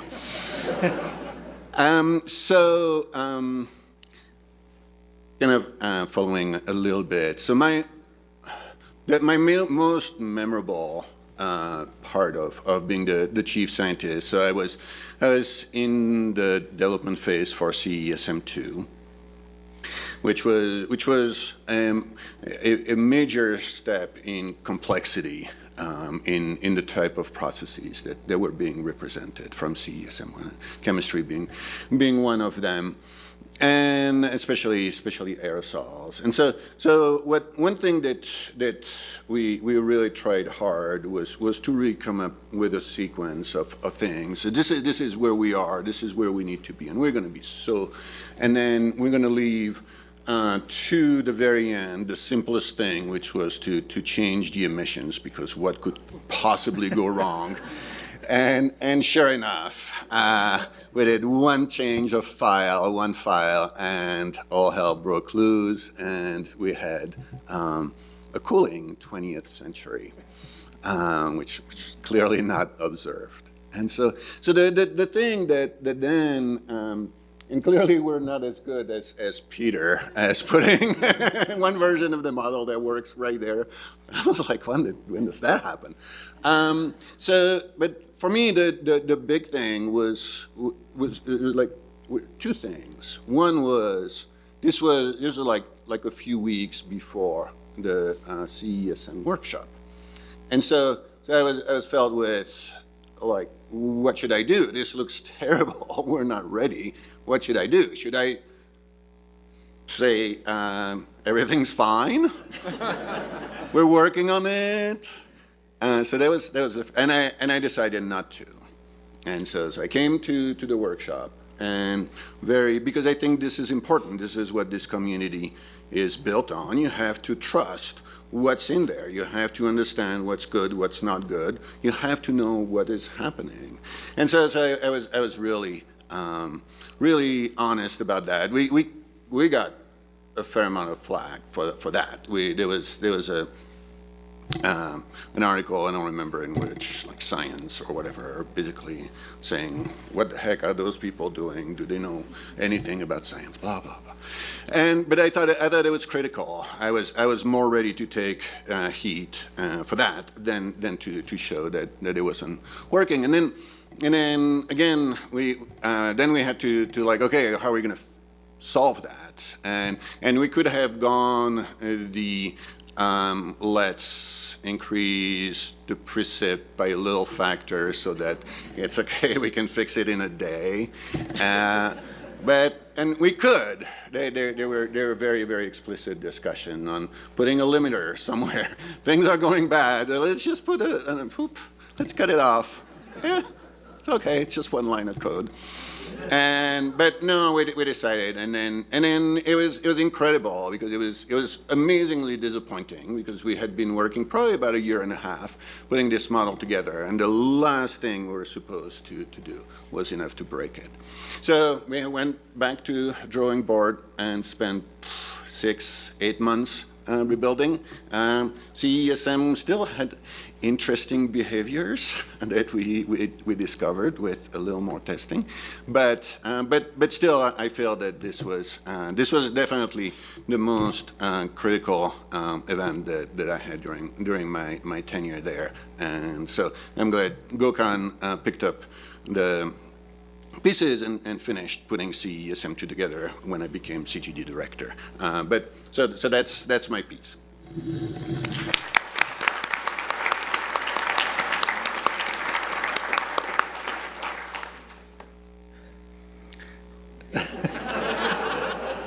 And last but not least. Thank you. That's probably the day I started working at NCAR. Yeah. Yeah, that's the picture. Right? That's probably the picture. Yeah. I mean, Peter Sok reminded me, I started working at NCAR in August of 1992. And even though I was hired to work on an upper ocean model, Saravana and I were talking about it yesterday, I ended up, my task was essentially putting GM, mesoscale mixing parameterization, and help with the KPP, that two items that Peter mentioned. So my life since August 1992 has been all related to CESM or CSM or whatever the acronyms have been over the years. And I wanted to, I mean, again, we got the cues from Dave, but I couldn't think of anything really funny. And I have too many poignant anecdotes that I don't want to say here. But one thing that in early days, we didn't really have working groups at that time. And then we had, I don't know, quite a few of us meeting in Directors Conference Room. Now it's the Oceanography Conference Room. And we call them Principal Investigator Group. And that's called PIG. So we had PIG meetings. And when we had a smaller group of us meet, we called them the Piglet meetings. And I don't know how long that effort or the naming convention continued. Then it became the whatever the co-chairs meeting and all that stuff. But when we said, oh, I'm going to a Piglet meeting or a pig meeting. So related to my sort of time as the chief scientist, I mean, one of the biggest challenges that community faced, I coincided from the dates, as you can tell, with the COVID period. And I remember our conversations with Elizabeth and many others. How the heck are we going to continue the momentum, the community momentum that we mentioned here? Because we were planning for an in-person meeting in 2020 in July, or June, sorry, and then we didn't know what to do because NCAR got shut down in March, and everybody thought that it would be only for a few days, maybe a few weeks, and we know that it lasted so many years.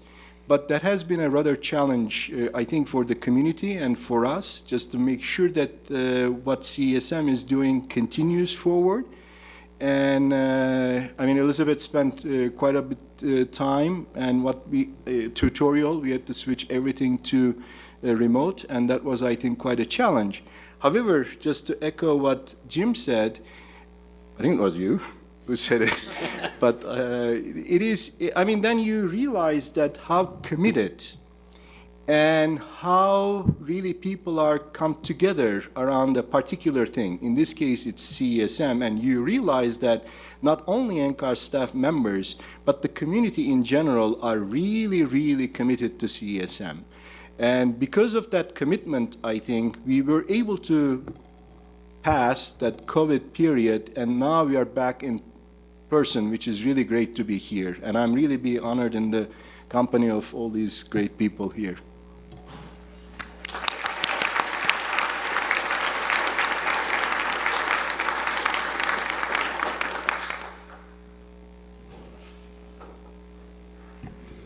Thank you for that. I was just checking how long we'd got. I didn't want to stand between food trucks and music, beer and people. But we've got a couple more questions, of which I think we could go along and just choose one of these to go along.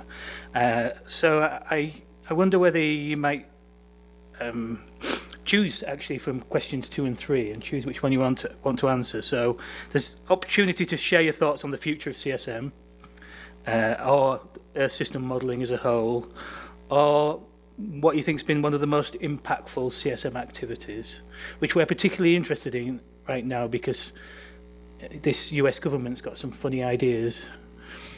So let me go start. We'll go in the same order again, I think. So I'll go to Jeff first, and yeah, just choose one of those two. I'm going to answer both of them. Very quickly, the future of CSM. We're in a very difficult time right now in this country with regard to science. And I think it's extremely important that each of us take any opportunity we can to learn to communicate what you do as individuals, as scientists, in language that is understandable to as many people as possible.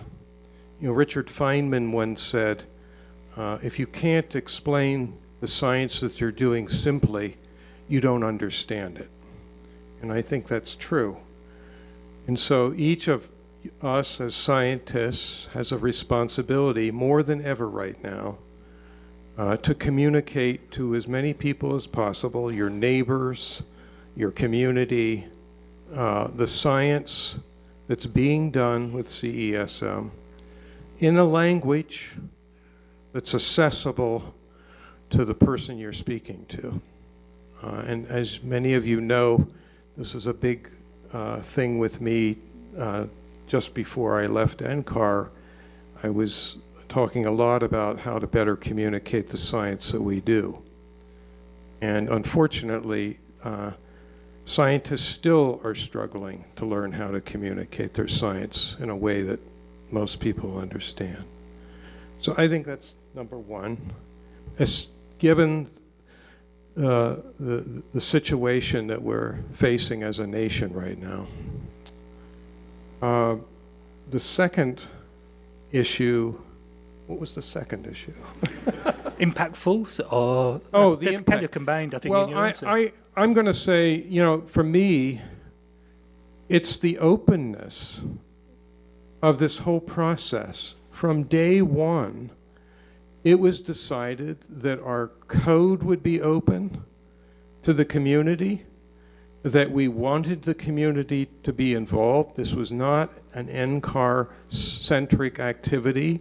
It began that way because it had to, but it very quickly, through the working group structure, the purpose of the working group structure was to entrain as many of the university community as possible to be participants, not just in using the model, but in contributing to the development of the model.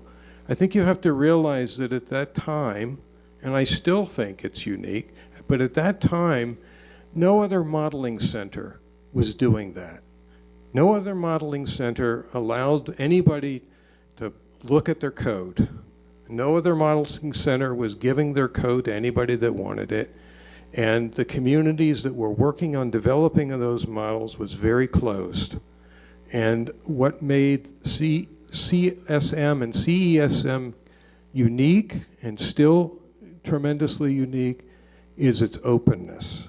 And I think that is truly something that needs to be continually touted to the world, that we truly are a community Earth system modeling activity. Thank you. Yeah, likewise, I'm going to answer both questions simultaneously. CESM has built a really phenomenal cadre of early career scientists through its history. The fact that it's been made openly available to graduate students and postdocs has allowed many, many scientists to cut their teeth on a bleeding edge tool and to learn how to do climate science. And I can speak from personal experience of being mentored by Jeff. The CSM also holds itself to a very high standard. So it's not just getting a plausible answer for what might be the right reason. The standard is getting the right answer for the right reason. And that it's very much baked into the way that CSM works. It's baked into the way that the model has been shared with the community. And I can see it as a member of the CGD advisory board, how much effort goes into continually refining the model to make sure that it is accessible to even more people and even more broadly used worldwide, several thousand installations worldwide at current count. If you were to ask me what its legacy will be 30 years from now, I think it's going to be the fact that all those early career scientists whom you've trained, either directly or indirectly, through your mentorship programs, through your training directly, or by just sharing the model with them, those scientists are going to go on to train their own students and their own postdocs. So this is, the CSM is like a wave that's propagating and having a bigger, the ring of impact is just continually growing with time. It's remarkable how successful it's been. So I would really applaud the institution for having thought up the idea of being brutally open and living in a glass house. That model has proven to be remarkably successful. And just think about all the people who've launched their scientific careers and gone on to do great science with CESM. And I think it's evident that the model has proven itself to be literally unique worldwide in its success as a climate model. So thank you. I want to just point out, in an early meeting when we were designing this, Suki Manabe was there, and he said, beware of building a glass house. People will feel compelled to throw rocks at it.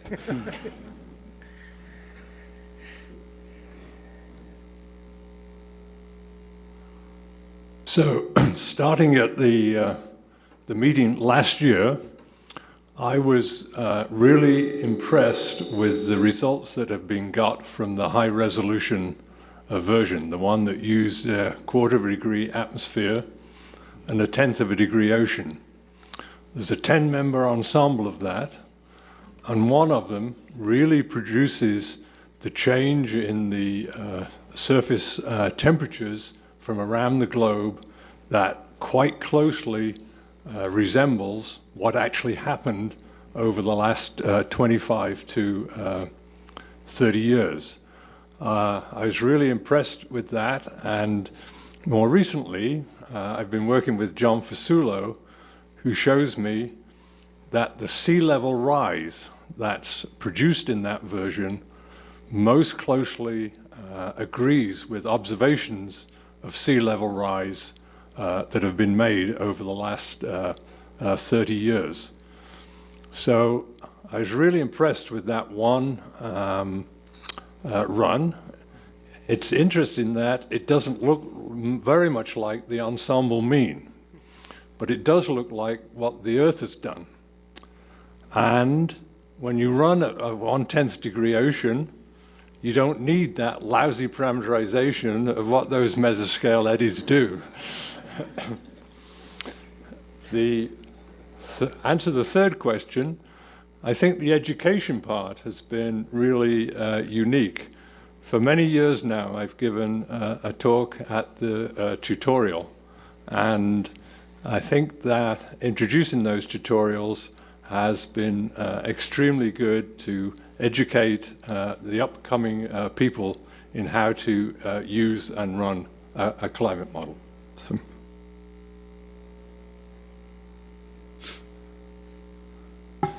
Feel sorry for everybody to the left because I don't know what you're going to say by the time we get down there, because but you'll come up with something. I have confidence. Yeah, I'm going to just reemphasize a couple of things and then maybe one or two additional thoughts. In terms of impact, I mean, for me, it is the C, right, in CESM, the community aspect of this, the openness, the transparency that Jeff spoke to. I think it's just hard to overemphasize how critical that has been. And I think it's just, you know, it's a model and it's not perfect. But when I think about the community that it is engaged, spanning these disciplines, I mean, we talk about interdisciplinary science and just thinking about the range of people here in this room. You look at the working groups, all the different working groups, the communities that convene under the names of those working groups and then all come together. It's really just staggering, the science that has been enabled by all of the work that has gone into CSM. And it's been successful because of the C, because of the community aspect. So I just want to second that. You know, I spent most of my career at NCAR, but I've spent the last 6 or 7 years at Colorado State University in a atmospheric science department, and I have graduate students now, and I have postdocs. And one of the things that I do want to take a moment to mention in terms of impact, yes, the training, Cecile, thank you for the tutorials and all of the staff that are involved in putting those tutorials together. It's not trivial by any means. That's important, learning to run the model and whatnot. But the data sets, the community data sets, right? I mean, my students have just feasted off of the large ensemble data sets, off of the Mesa Clip project, the relatively high resolution runs, which I think I agree with what Peter Gent just said. Really fascinating, interesting runs to look at. You know, the experience in analyzing climate model data and comparing observations and whatnot that's enabled by the effort that goes into producing community data sets and then analysis tools, right? And all of that. I don't want that to get lost. It's more than just whatever, 4.5 million lines of code, right? All of that effort has been remarkable. In terms of future directions, God, that's a tough one, right? Because of everything that I just said, the importance of all the different CSM activities and supporting the broad community. You don't want to lose any of that. And that's always been a challenge, right, with CSM. There's just more and more and more, and you don't want to take anything away. I think CSM, as Everett Joseph said yesterday, it is a facility. It is a community facility. And how to keep that community facility, like Jeff says, talk about it, et cetera, et cetera. But when I think about new directions, I guess I just want to say that, you know, I'm excited by tomorrow's cross-working group sessions on how CSM can leverage machine learning. Machine learning is revolutionizing in AI, you know, many aspects of our field. And so CSM not being behind the curve on that, but engaging with that and thinking of the advantages that can bring is really important. And then as Peter was just saying, you know, high resolution in the context of like Ping Cheng's talk yesterday, 10 to 25 kilometer kind of resolution is really amazing. Some of the improvements, I get it. Resolution is not a magic bullet. It's not everything. There's all this other science that needs to be done, paleoclimate applications and whatnot, but I think the high resolution aspect is really, really interesting. And then the ultra high resolution, right? Thinking about kilometer scale modeling. And there's been projects like Dave Randall talked about yesterday, Earthworks, Storm Speed, these growing efforts in developing kilometer scale resolution. And I think that that's a really promising direction, not only because of the benefits in simulated climate, but different ways the modeling system, even more communities, the modeling system can entrain as we move into the future with that kind of ultra high resolution capability where you can do weather forecasting and prediction, tropical cyclone studies, I mean, all these kind of things that you can do now, but perhaps arguably even on a firmer scientific ground moving forward by ultra high resolution. And I think about the talks by Hansi and Paula yesterday, you know, engaging with communities like insurance and reinsurance companies and water managers and city planners and the kind of opportunities maybe that ultra high resolution might bring to CSM moving forward. And dare I say it, but even the current administration, right, with their focus on economic prosperity and national security applications, and I think there's interesting things to think of how those higher resolution versions of CSM can be brought to bear on sort of shorter time scale predictions, the Earth, what is it, Yaga? Earth prediction across timescales, Earth system prediction across timescales initiative, in the central role that a higher resolution version of the model might play. So I think that's a really exciting future direction. Thanks. So Jim kind of stole my thunder a little bit. As you said, it's going to get harder as it moves down the table. I just want to echo what other people have said in that I think the community is what makes CESM special. And I think, you know, the fact that we have such an engaged community is amazing. And, you know, it improves all of our science and it helps us build better tools and all of those things. I think the science is heading towards there being new communities to engage with, much like Jim just said. That includes practitioners, that includes machine learning experts, data scientists, et cetera. I think we're doing a really good job at entraining some of those communities. I think the work that's being done with machine learning and building parameterizations that are machine learning based or, you know, emulators, things like that, we're definitely doing that work, and that community is, I think, being incorporated very seamlessly within the CESM umbrella and framework. Other communities are harder, I think, you know, practitioners, local communities. I think there's efforts underway there. We saw great talks yesterday from people that are more in the practitioner space. I think we need to be really thoughtful about how we also incorporate those communities within the CESM umbrella. And learn from them in terms of what information they need in light of the extreme changes happening in the climate and how we're going to deal with those. And that's a really hard problem because all of those problems are local problems, right? Or a lot of them are local problems. We can improve resolution and provide more useful information at those scales, but how to scale that up, every community is unique. Every location is unique. And so I think it's a challenge for us. So thankfully, Dave's in charge, and I'm sure has brilliant thoughts about how to do this.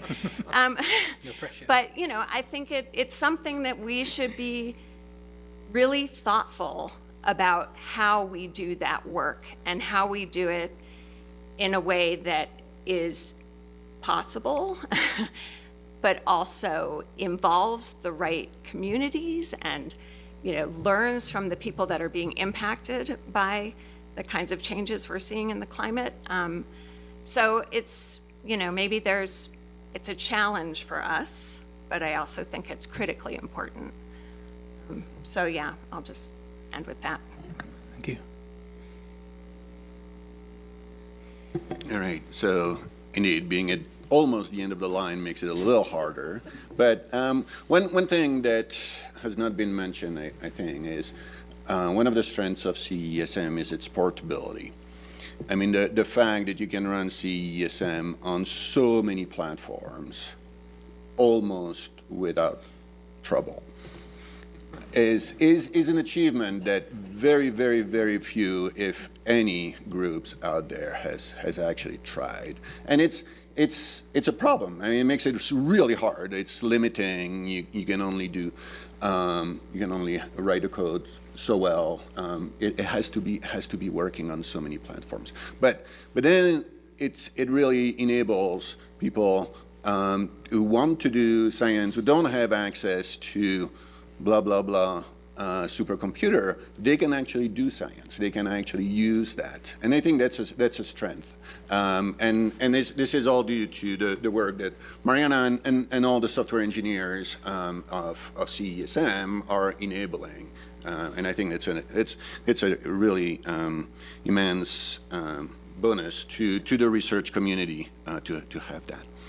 On the impact, one thing that since I left NCAR, I've been on the private sector side of things and seeing from a little bit closer some of the work that is being done, good and bad, on climate impact and how climate impact are being taken into consideration for decision making. And my very limited view of that is that it is critical for a group like CESM and all the scientists involved to develop the best models they can. Because in the whole process that Marika has described of generation of information, the place where fundamental science will be put is here. And if it's not done here, it's not done. Downstream, people are going to do as quickly, as cheaply as possible to get the answers that they need. And so the responsibility of this group is to make sure that whatever data are being generated, large ensemble, everything, CMIP, which I was amazed when I went to McKinsey, and people were like, CMIP 6, CMIP 6, CMIP 6, CMIP 6. Everyone knew about CMIP 6. Everyone used CMIP 6.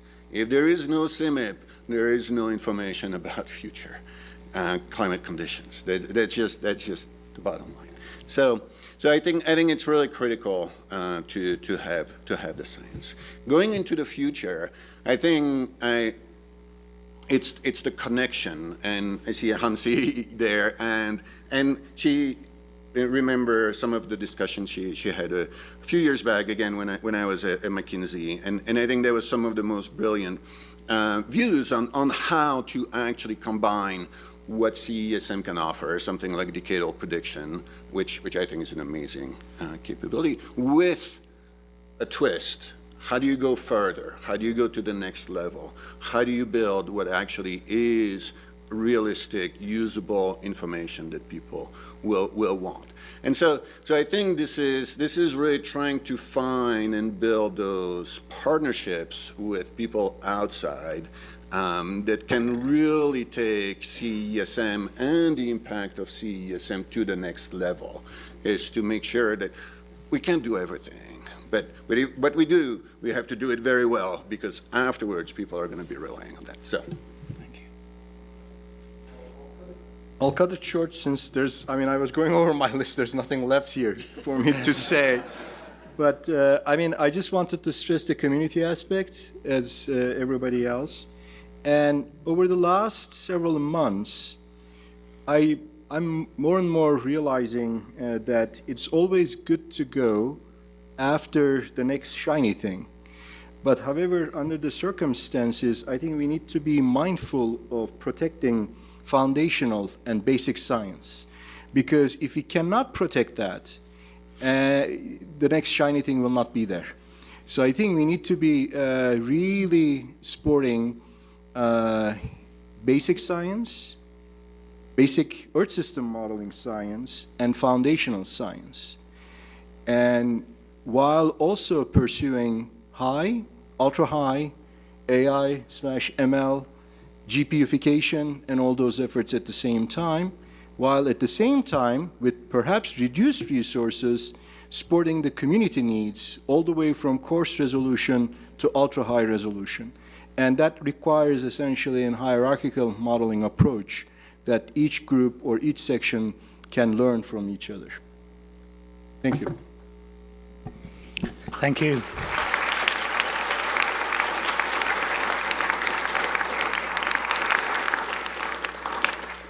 I guess it's just for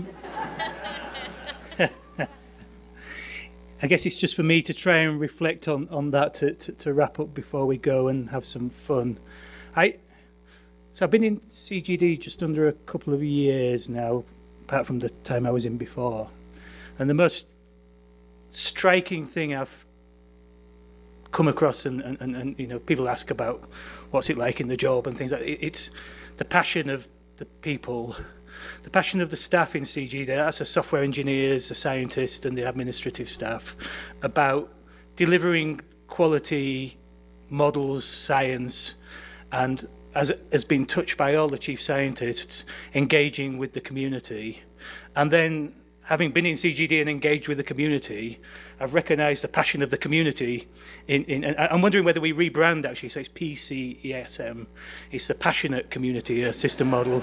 Maybe that will bring in some funding as well from some sponsors. But yeah, that's what's really struck me. But it's there in all the chief scientists. That passion hasn't gone away. People have come through and led this, and they're still passionate about it now, and that's what's so amazing, and I really appreciate all their comments and everything. So one massive big thanks, and let's include Dave in this as well now. Some big massive thanks for the chief scientists and their passion.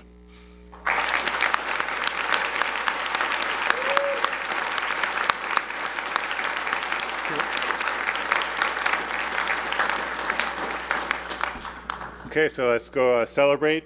We got food and alcohol and other drinks, and we have a food truck out there. We definitely need people to go to the food truck, otherwise we're gonna get in big trouble with the food truck company.